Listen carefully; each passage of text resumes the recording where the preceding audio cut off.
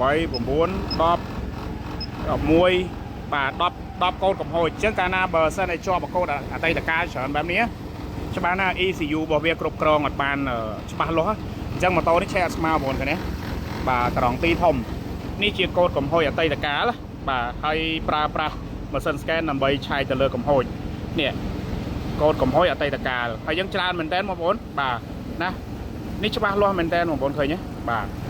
មួយត្រេមួយ MAP នៃភាសាកាត់ភាសាបច្ចេកទេសរបស់វាណាបាទបន្តមកគេសម្រាប់អក្សរខ្មែរដាក់ឧបករណ៍ចាប់សញ្ញាស្ពាយខ្យល់ឃើញណាបាទមួយត្រេ2បាទឧបករណ៍ចាប់នេះស្ពាយខ្យល់ខូច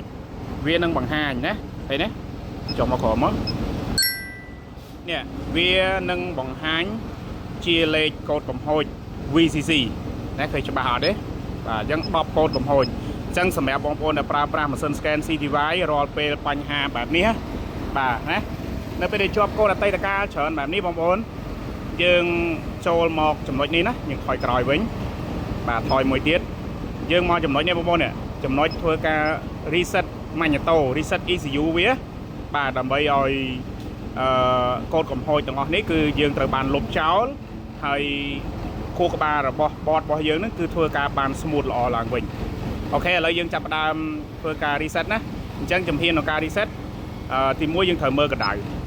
យើងមើលកន្លែងណាបងប្អូនបាទណោះយើងមើលត្រង់ចំណុចនេះបងប្អូនយើងមើលត្រង់ចំណុច ECT បាទសីតុណ្ហភាពទឹកអញ្ចឹង70អង្សាយើងអាចឡប់ទៅធ្វើការ reset ម៉ាញ់តូបានអញ្ចឹងតម្រងនៃការ reset ម៉ាញ់តូហ្នឹងគឺបាទយើងត្រូវបលុតម៉ាស៊ីនម៉ូតូសិនណាបងប្អូនបាទតែយើងបើកសោបាទដើម្បីធ្វើការ reset ម៉ាញ់តូបានឬក៏យើងហៅថា reset ECU បងប្អូនអូខេឥឡូវយើងបានបលុតម៉ាស៊ីនបាទជារួចរាល់ហើយបន្ទាប់ទៅយើងចាប់ផ្ដើមចូលទៅ reset អញ្ចឹងបន្ទាប់ក្រោយពីយើងចាប់ផ្ដើមធ្វើការ reset ម៉ាញ់តូហើយណាបងប្អូនសូមឲ្យយើងបិទសោរយៈពេលបាទយ៉ាងទាបបំផុតបាទ15វិនាទីត្រង់ចំណុចនេះគេកំពុងតែធ្វើការតភ្ជាប់ជាមួយនឹង ECU ហើយដើម្បីធ្វើការ reset ECU គឺយើងចាប់ផ្ដើមចុច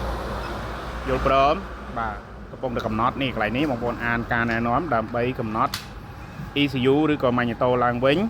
ទាំងស្រុងសូមបិទកុងតាក់សោបាទណោះបន្ទាប់មក សូមបិទម៉ាស៊ីនណាយើងកុំបញ្ឆេះម៉ូតូ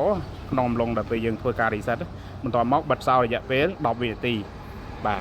ឥឡូវយើងចាប់ផ្ដើមបិទសោរ10វិនាទីបងប្អូនណាចឹងឥឡូវម៉ោង10:18បាទឥឡូវយើងយក1នាទីចុះបងប្អូនបាទអូខេបងប្អូនឥឡូវវាគ្រប់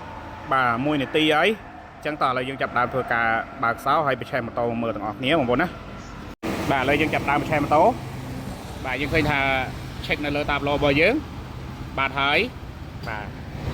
ហើយម៉ាស៊ីនក៏ឆេះស្រួលវិញដែរបងប្អូនណាបាទម៉ាស៊ីនម៉ូតូក៏ឆេះស្រួលវិញដែរបាទបលែងហ្គាច្បាស់លាស់នៅពេលដែលយើងចាប់ដើមចូលទៅមើលណាបាទក្រងទីរបស់វាប្រភេទ PCX បាន1006ទៅ1008ណាបងប្អូនឆេះស្មើមួយណាបាទអញ្ចឹងយើង reset ម៉ាញ់តោហើយគឺអូខេណាបងប្អូនណាសិនតោយើងឆេះស្មើស្អាតអូខេបងប្អូនឥឡូវយើងមកមើលចលនាជុំម៉ាស៊ីនបាទជុំម៉ាស៊ីននេះបងប្អូន1006 1007បាទ1006 1007បាទ1007ជាង1008ឃើញទេបងប្អូននេះជាសមត្ថភាពបាទដ៏ពិសេសរបស់ម៉ាស៊ីន scan CTY 500 Pro អញ្ចឹងយើងឃើញថាផ្ដល់ភាពងាយស្រួលដល់បងប្អូនមែនតើណាបាទឥឡូវយើងរួចរាល់ហើយបាទណោះអញ្ចឹងមាញ់យើងឃើញថាមានកូដកំហុសនឹងច្រើនមែនតើឥឡូវយើងថយទៅមើលកូដកំហុសនៅក្រោយពេលដែលយើង reset ណាបងប្អូនអញ្ចឹងការលុបគឺយើងលុបបានតែកូដកំហុសទេតែការ reset យើងស្ដារទិន្នន័យនាំមកការប្រើប្រាស់ហ្នឹងគឺ smooth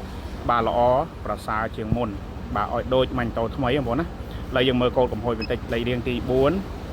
បាទមើលកូដអតីតកាលអូខេដាក់ថាគ្មានបញ្ហាកូដអញ្ចឹងយើងបានលុបរួចរាល់ហើយបងប្អូនបាទរួចរាល់ហើយបាទហើយម៉ូតូក៏ឆេះស្មើដែរបាទ